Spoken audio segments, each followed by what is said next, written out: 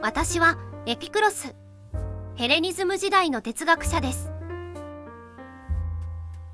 ヘレニズム時代とは、かのアレクサンドロス大王の遠征から彼の大帝国が分裂してできたプトレマイオス朝エジプト、その最後の女王クレオパトラが自殺するまで、前4世紀から前1世紀までの300年ほどの時代です。それまでは、例えばソクラテス大先生やプラトン先生は、ポリスの市民としてどう生きるかを考えました。ソクラテス大先生は、死刑の判決を受けると、悪法も法なり、と自ら毒を煽って亡くなりました。プラトン先生は、哲学者が統治する鉄人政治を説きました。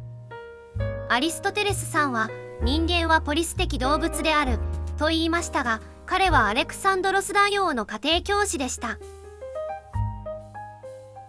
アレクサンドロス大王の支配によって、それまでのポリスの市民としてではなく、広い世界、コスモポリスの住民として人間を捉えるようになったのです。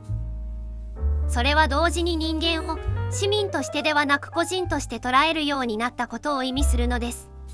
哲学の課題は、市民としてどう生きるかではなく、個人としてどう生きるかに変わりました。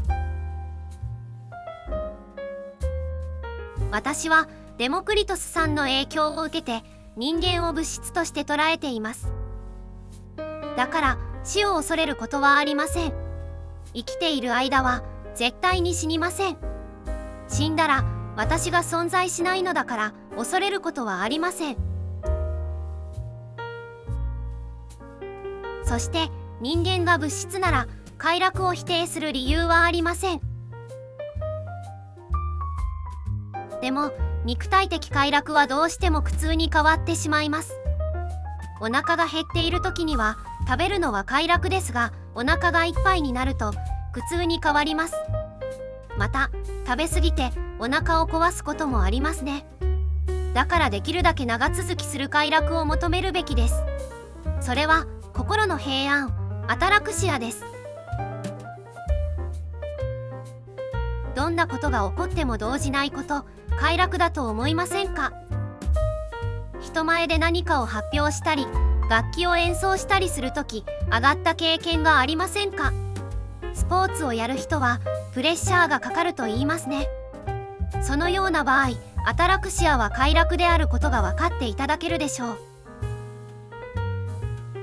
このような心の平安、アタラクシアを維持するには、できるだけ面倒なことには関わらないことをお勧めします。つまり、隠れて生きよを格言としたいと思います。エピクロスさんは前4世紀から前3世紀、ヘレニズム時代の哲学者です。快楽を肯定する快楽主義の立場を取りました。しかし、快楽でも永続的な快楽である心の平安、アタラクシアを求めたのです。